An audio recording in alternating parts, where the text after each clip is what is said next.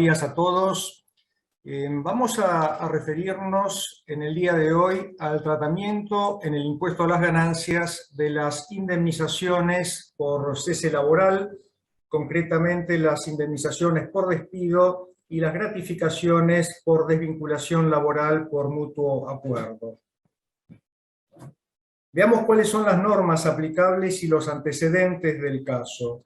Recordemos que hasta el año 2017, tanto las indemnizaciones por despido como las gratificaciones por desvinculación laboral por mutuo acuerdo se encontraron no alcanzadas por el impuesto a las ganancias en virtud de la doctrina de la Corte. Recordemos los casos Negri, de Lorenzo, Cuevas, doctrina que fue receptada por la AFIP en la circular 4 del año 2016 y en la propia resolución 4003 que regla el régimen de retención sobre el trabajo personal ejecutado en relación de dependencia.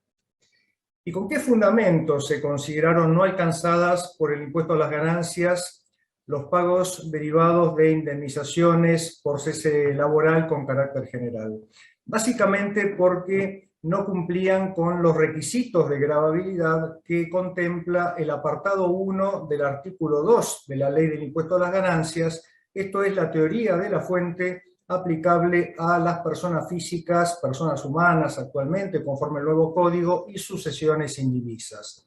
De acuerdo a lo que establece el apartado 1 del artículo 2 de la Ley del Impuesto a las Ganancias, se encuentran gravadas las rentas, beneficios o enriquecimientos susceptibles de una periodicidad que implique la permanencia de la fuente y su habilitación. En el caso concreto que nos ocupa, producido el cese laboral, la ruptura del vínculo de trabajo, desaparece la fuente productora de la renta, consecuentemente los pagos indemnizatorios que se realice no se encuentran alcanzados por el impuesto a las ganancias, están fuera del objeto del gravamen. Esto fue así entonces hasta el año 2017. Recordemos que la ley 27.430, publicada en el Boletín Oficial el 29 de diciembre del año 2017 de reforma tributaria, introduce sustanciales cambios al impuesto a las ganancias, entre otros impuestos, y uno de los temas que aborda, es el tema que hoy estamos tratando. Concretamente modifica el que hoy es el artículo 82 de la Ley del Impuesto, antes artículo 79. Este artículo se refiere a las rentas del trabajo personal, entre otras, rentas de la cuarta categoría. La Ley 27.430 entonces introduce un nuevo párrafo en el artículo 82. ¿Y qué es lo que dice este segundo párrafo del artículo 82 de la Ley del Impuesto a las Ganancias? Establece que quienes se desempeñen en cargos directivos y ejecutivos de empresas públicas y privadas, según lo establezca la reglamentación, quedan incluidas en este artículo las sumas que se generen exclusivamente con motivo de su desvinculación laboral, cualquiera fuera su denominación, en la medida que excedan los montos indemnizatorios mínimos previstos en la normativa laboral aplicable.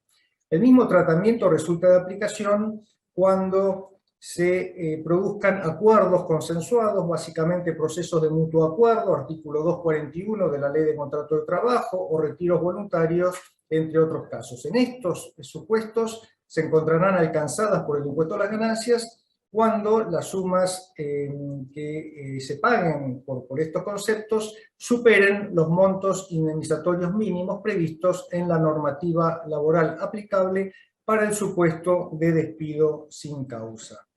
Este segundo párrafo del artículo 82 de la Ley del Impuesto a las Ganancias es una suerte de excepción que expresamente la ley contempla a la teoría de la fuente.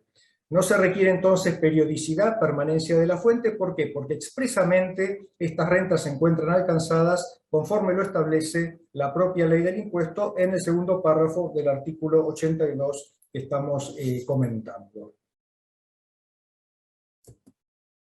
La ley 27.430 se reglamentó en este punto por el decreto 976, que se publica en el Boletín Oficial el 1 de noviembre del año 2018, vigencia 2 de noviembre del 2018. Recordemos que la ley 27.430 en este tema tiene su vigencia a partir del 1 de enero del 2018. ¿Y qué es lo que establece la reglamentación del impuesto? Concretamente, se refiere a los requisitos que deben verificarse para que resulte de aplicación el segundo párrafo del artículo 82 de la ley. Quedan comprendidos entonces, de acuerdo a lo que establece el artículo 180 del decreto reglamentario de la Ley del Impuesto a las Ganancias, los empleados que se desempeñen en cargos directivos y ejecutivos de empresas públicas y privadas en la medida que reúnan concurrentemente dos condiciones. Primer condición, que los empleados hubieran ocupado o desempeñado efectivamente en forma continua o discontinua dentro de los 12 meses inmediatos anteriores a la fecha de la desvinculación, cargos en directorios, consejos, juntas, comisiones ejecutivas o de dirección, órganos societarios asimilables o posiciones gerenciales que involucren la toma de decisiones o la ejecución de políticas y directivas adoptadas por los accionistas, socios u órganos antes mencionados. La segunda condición que establece el artículo 180 del decreto reglamentario es que la remuneración bruta mensual tomada como base para el cálculo de la indemnización prevista por la legislación laboral aplicable supere en al menos 15 veces el salario mínimo vital y móvil vigente a la fecha de la desvinculación. Esto es actualmente 480.000 pesos, el salario mínimo vital y móvil vigente a la fecha es de 32.000 pesos, por lo tanto 15 veces de 32.000 da 480.000 pesos. Se tienen que reunir entonces las dos condiciones, los dos requisitos para que resulte de aplicación la gravabilidad de los importes indemnizatorios que excedan los mínimos aplicables conforme la normativa laboral que resulte de aplicación. Después vamos a volver sobre este punto.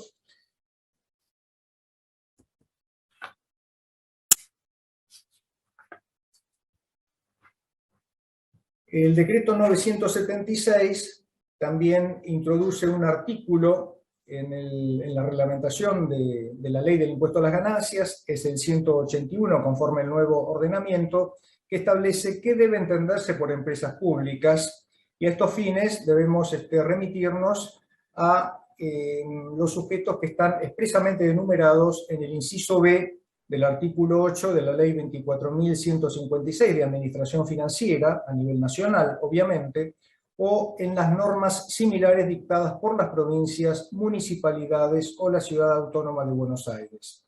Se encuentran incluidos en este inciso B del artículo 8 de la Ley 24.156 las empresas del Estado, las sociedades del Estado, las sociedades anónimas con participación estatal mayoritaria, las sociedades de economía mixta, y las organizaciones empresariales donde el Estado Nacional tiene participación mayoritaria en el capital o en la formación de las decisiones societarias. Estas son las empresas públicas únicamente que se encuentran afectadas por la inclusión de la gravabilidad de determinadas indemnizaciones conforme lo establece el segundo párrafo del artículo 82 de la ley.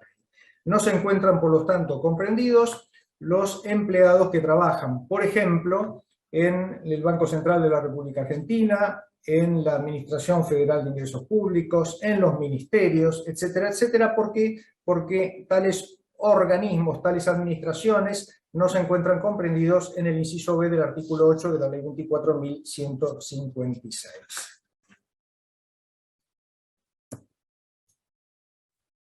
El lunes pasado se publicó en el Boletín Oficial la circular 4 de la AFIP, en donde la Administración Tributaria expone determinados criterios interpretativos relacionados con el tema que hoy nos convoca.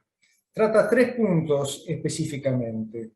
El primero de ellos es el vinculado con las indemnizaciones o gratificaciones que se abonen con motivo de la desvinculación laboral a empleados que no se desempeñen en cargos directivos y ejecutivos de empresas públicas y privadas en las condiciones de los artículos 180 y 181 del decreto reglamentario de la Ley del Impuesto. En estos casos, las indemnizaciones, las gratificaciones se encuentran al margen del objeto del gravamen y excluidas, por lo tanto, del régimen de retención establecido por la Resolución General 4003. Esto nada cambió con la sanción de la Ley 27.430. Estos conceptos se encuentran excluidos del impuesto por aplicación de la doctrina de la Corte, reitero, receptada por la Administración Tributaria en su momento, en la circular 4 del año 2016, y ahora en esta circular 4 publicada el lunes pasado en el Boletín Oficial. El segundo punto que trata esta circular es el de las indemnizaciones o gratificaciones abonadas con motivo de la desvinculación laboral a empleados que se desempeñen en cargos directivos y ejecutivos de empresas públicas y privadas en las condiciones de los artículos 180, 181 de la reglamentación del impuesto. En estos casos, tales indemnizaciones, gratificaciones se encuentran gravadas por el tributo en el monto que exceda los importes indemnizatorios mínimos previstos en el artículo 245 de la Ley de Contrato de Trabajo y consecuentemente sujetas al régimen retentivo mencionado en el acápite precedente. ¿Qué debemos entender en este punto cuando concretamente dice que se encuentran gravadas las indemnizaciones, las gratificaciones, en el monto que exceda los importes indemnizatorios previstos en el artículo 245 de la Ley de Contrato de Trabajo? Fíjense que ni en la parte de los considerandos, ni en la parte dispositiva se hace referencia alguno al fallo Bisotti de la Corte. Tampoco dice que no resulta de aplicación tal doctrina a efectos del cálculo de los montos gravados por el impuesto. Razonablemente debiéramos aplicar el artículo 245 de la Ley de Contrato de Trabajo conforme la interpretación que realizó la Corte en el fallo Bisotti en cuanto a los límites de gravabilidad que se imponen en dicho fallo.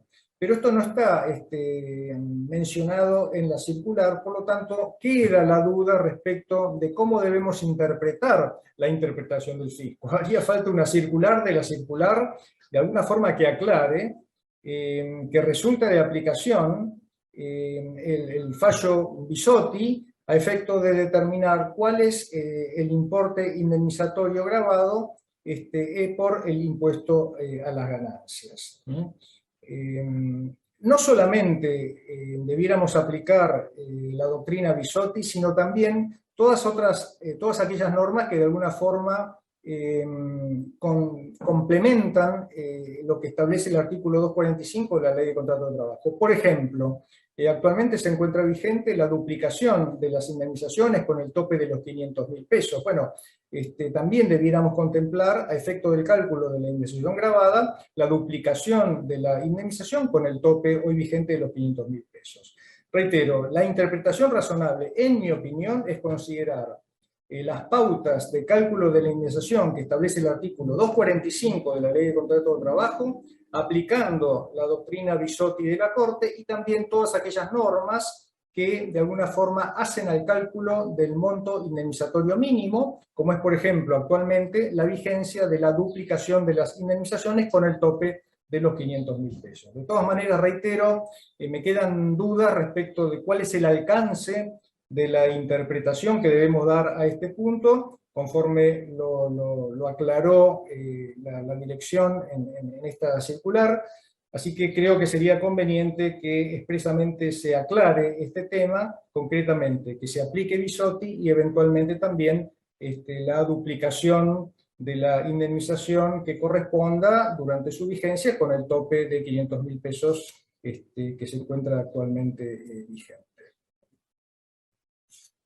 El tercer punto que toca la circular 4 que estamos comentando es el vinculado con las sumas abonadas por el empleador en ocasión de la desvinculación laboral por conceptos devengados con motivo de la relación laboral, esto es, no como consecuencia de la ruptura del vínculo de trabajo, sino que tienen su origen en la propia prestación laboral. Por ejemplo, vacaciones no gozadas, sueldo anual complementario sobre vacaciones no gozadas, bonificaciones convencionales, indemnización por preaviso, sueldos atrasados, entre otros. Estos conceptos se encuentran alcanzados por el impuesto a las ganancias y sujetos al régimen de retención que establece la resolución 4003, aunque aclara la circular, el monto correspondiente a esos conceptos no sea identificado expresamente o se lo subsuma bajo otro rótulo. Este supuesto de gravabilidad resulta de aplicación para todos los casos. Se trata de empleados que desempeñan cargos directivos o ejecutivos o no. Se trata de empleados que cumplimentan las condiciones o no cumplimentan las condiciones de la reglamentación del impuesto. En todos los casos, estos conceptos se encuentran alcanzados por el impuesto a las ganancias. Veamos algunas cuestiones controvertidas respecto de la gravabilidad de las indemnizaciones para los supuestos que la ley y la reglamentación contemplan.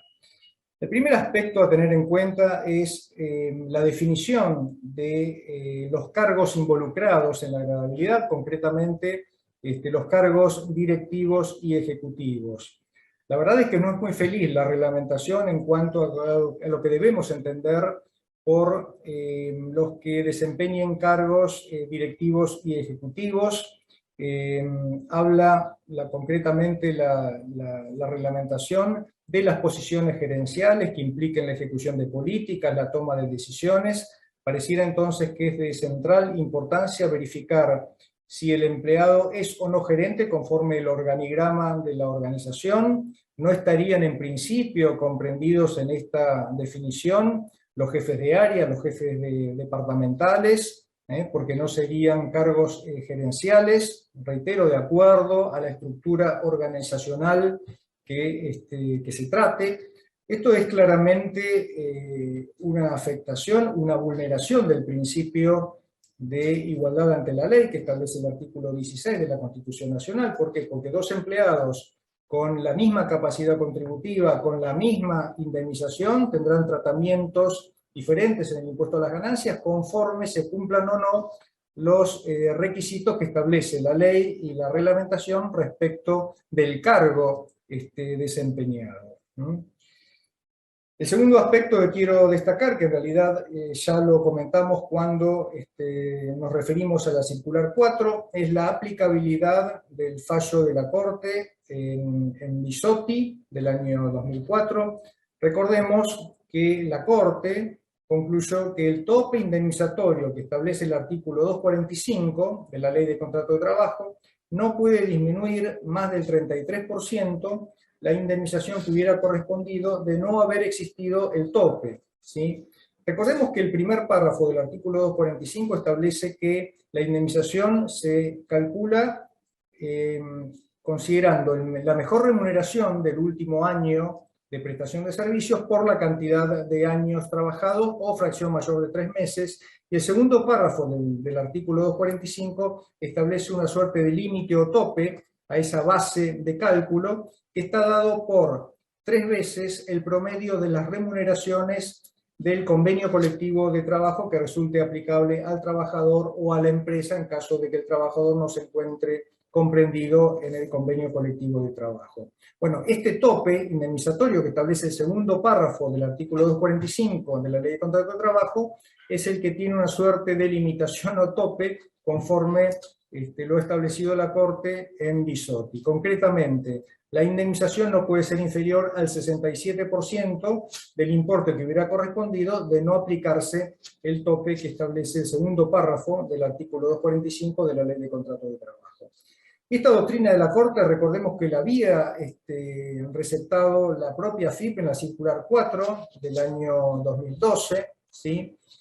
Y respecto del tema de la circular 4 que hemos recién comentado, publicada, reitero, el lunes pasado en el Boletín Oficial, este tema ya se había tratado en el espacio de diálogo AFIP Cámaras Empresariales del 3 de octubre del año 2019. Concretamente se le consultó a la Administración Tributaria cuál era el criterio respecto de cómo calcular las indemnizaciones a efectos del cálculo de la gravabilidad en el impuesto a las ganancias.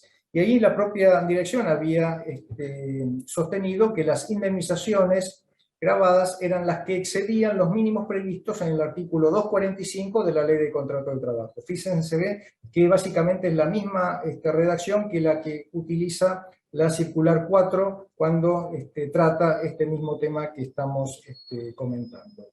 De todas maneras, vuelvo a reiterar la necesidad de que la Administración aclare concretamente si resulta o no de aplicación la doctrina Bisotti a efecto del cálculo de las indemnizaciones gravadas. Reitero, razonablemente debiéramos aplicar tal doctrina.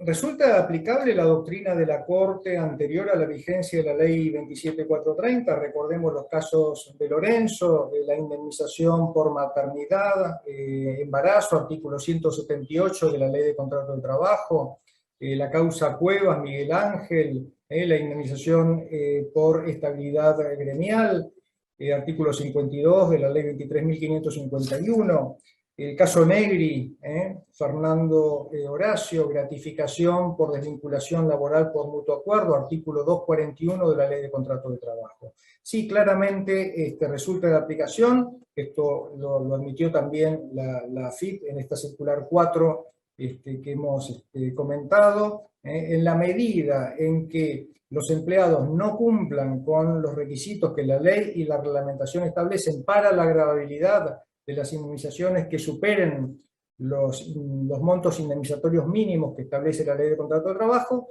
tales indemnizaciones no se encontrarán alcanzadas por el impuesto por aplicación de la doctrina de la Corte, receptada, reitero, en la circular 4 del año 2021. ¿Y cuál es el tratamiento aplicable cuando se pagan otros conceptos no derivados de la ruptura del vínculo laboral, sino que son consecuencia de la propia prestación laboral? Por ejemplo, vacaciones no gozadas, sueldo anual complementario, indemnizaciones por falta de preaviso. Estos temas, reitero, también fueron tratados en la resolución, en la circular 4, que hemos comentado, pero quería mencionar muy rápidamente algunos antecedentes jurisprudenciales que pueden resultar de interés. Es el caso, por ejemplo, de García Pinto Enrique, Tribunal Fiscal de la Nación, Sala D, del 21 de abril del 2021. Aquí el Tribunal Fiscal concluyó que resultaban gravados los conceptos remuneratorios que se habían abonado, porque no eran consecuencia de la ruptura del vínculo de trabajo, sino que tenían por causa la propia relación laboral prestado durante la vigencia del vínculo. El caso Mouratian Lucía, de la Cámara, Sala 5, del 15 de julio del 2021. Aquí se tocan dos temas: la indemnización por falta de preaviso y las vacaciones no gozadas. Respecto de la indemnización por falta de preaviso, la Cámara concluyó que se encontraban gravadas por el impuesto porque se encuentran excluidas de la exención que contempla el artículo 26, inciso I de la Ley del Impuesto a las Ganancias. Y respecto de las vacaciones no gozadas, llegó a la misma conclusión, concepto grabado, por tratarse, en opinión de la Cámara, a diferencia de lo que había sostenido el Tribunal Fiscal, que no eran consecuencia de la ruptura del vínculo de trabajo, sino de la propia prestación laboral, consecuentemente se encontraban alcanzadas por el impuesto en línea con el criterio de la Administración Tributaria. Y finalmente, en la causa Strasolini-Ronaldo de la Cámara, Sala 2, del 16 de julio del 2021, la Cámara analiza solamente el caso del pago de gratificaciones por resultado, llega a la conclusión de que no se encuentran alcanzadas por el impuesto por ser consecuencia de la desvinculación laboral, por lo tanto desaparece la fuente productora de la renta, teoría de la fuente, consecuentemente tales conceptos no se encontraban alcanzados por el impuesto a las ganancias. Resumen entonces, cuando se paguen indemnizaciones u otros conceptos en ocasión de la ruptura del vínculo laboral, es fundamental que analicemos en primer lugar la naturaleza, la esencia del concepto que estamos abonando. Si es consecuencia de la ruptura del vínculo de trabajo o si tiene por causa la propia relación o prestación laboral. Si se trata entonces de conceptos que tienen por causa o devengamiento la propia relación de trabajo, por ejemplo, vacaciones no gozadas, indemnización por falta de preaviso con las salvedades del caso, sueldos atrasados, Bueno, tales conceptos se encontrarán alcanzados por el impuesto a las ganancias para todos los supuestos, o sea, se trate de empleados que cumplan o no los requisitos que la ley y la reglamentación establece para la gravabilidad de las indemnizaciones que excedan las indemnizaciones mínimas que establece la ley de contrato de trabajo. Respecto de las indemnizaciones que se pagan como consecuencia de la ruptura del vínculo de trabajo, deberemos analizar, en primer lugar, si el empleado cumple o no las condiciones, los requisitos del artículo 180 del decreto reglamentario del impuesto a las ganancias. Es decir, si desempeña cargos directivos ejecutivos en empresas públicas y privadas, conforme lo establece la reglamentación.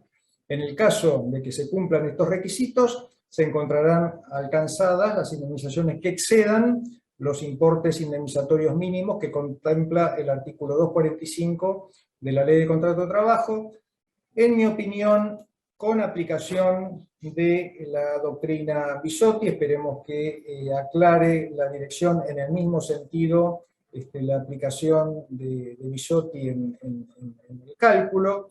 Y para todos aquellos empleados que no reúnan los requisitos que la ley y la reglamentación contemplan, bueno, resultará de aplicación la exclusión del impuesto, tal como era con anterioridad a la vigencia de la reforma de la ley 27.430. Bueno, nada más, quedo a disposición de las preguntas. Muchas gracias.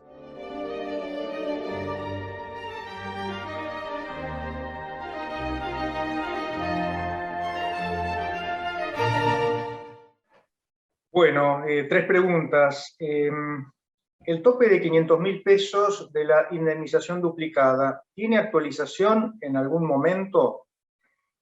El tope se estableció por el decreto 39 de enero de este año. Este decreto extiende la emergencia ocupacional hasta el 31 de diciembre del 2021 e introduce el tope de 500.000 pesos para la indemnización duplicada y no prevé ningún tipo de actualización para este importe fijo de 500.000 pesos. Habrá que ver antes de fin de año si se extiende la emergencia ocupacional más allá del 31 de diciembre del 2021 y en el caso de que se extienda en el tiempo, si se mantiene inalterable el tope de 500.000 pesos o si este importe se modifica. Si la AFIP no se expide sobre el alcance de la circular 4 o se pronuncia rechazando la aplicación de la doctrina Bisotti de la Corte, en el caso de que la empresa retenga el impuesto a las ganancias sin aplicar el criterio de la Corte en Bisotti, ¿cómo debería proceder el empleado? Bueno, en este caso no tendría otra alternativa más que iniciar una acción de repetición. En el caso de que se deniegue la acción en forma expresa o tácita, podrá apelar ante el Tribunal Fiscal de la Nación o interponer demanda contenciosa ante la Justicia Nacional de Primera Instancia. Cabría así evaluar como alternativa iniciar una demanda laboral en la Justicia del Trabajo. Finalmente, si ya la AFIP había receptado la aplicación de la doctrina Bisotti en la circular 4 del año 2012, ¿por qué se plantea el interrogante respecto de su aplicación con el dictado de la circular 4/21? Bueno, básicamente porque la circular 4 del año 2012 se dictó en el marco de una ley que luego resultó modificada, que es la que rige actualmente, por la ley 27.430, con vigencia a partir del 1 de enero del 2018. Y por otra parte, en la circular 4, en el texto de la parte dispositiva, no se hace referencia alguna al fallo Bisotti, simplemente se menciona que resulta de aplicación el artículo 245 de la Ley de Contrato de Trabajo, y además en los considerandos de la circular se hace referencia a las causas Negri, de Lorenzo, Cuevas, pero no a la causa Bisotti. Por eso es que se planteo el interrogante respecto de cuál es la interpretación del fisco sobre si resulta o no aplicable la doctrina Bisotti a partir de la reforma legal 1118 en adelante. Sería conveniente que se aclare este punto en el sentido de que corresponde considerar el artículo 245 de la Ley de Contrato de Trabajo con la interpretación que efectuara en su momento la Corte en la causa Bisotti. Gracias, Humberto, nada más.